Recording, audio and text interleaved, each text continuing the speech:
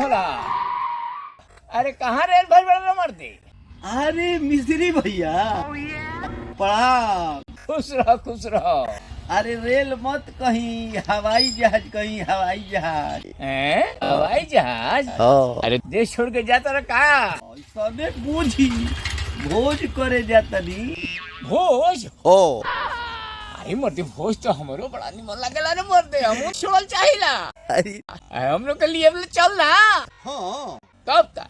रोकी बतिया बता नी। हाँ बतियाओ। हेलो जी, अरे हम भोला बोल रहे हैं फ्रॉम इंडिया। हाँ ठीक है, बहुत बढ़िया। देखिए हम अकेले नहीं आ रहे हैं, हमारे साथ मित्र वाले हैं, ठीक है ना, उनका भी भोज का व्यवस्था कर दीजिएगा। हाँ। अब मिस्त्री भैया अरे का हो? अरे और भोज के व्यवस्था तक कर देनी हो गई। लेकिन अबे में लेकिन परंतु का महाराज भोज के व्यवस्था तो हम कर देनी, बाकी जाए के खर्चवा तो लागी नू। खर्चा हो अरे कहाँ जाए के बारे मर्दे? 7 समुंदर पार कहाँ जाए के बा कि खर्चा मांगता रहो? मेरी का हैं?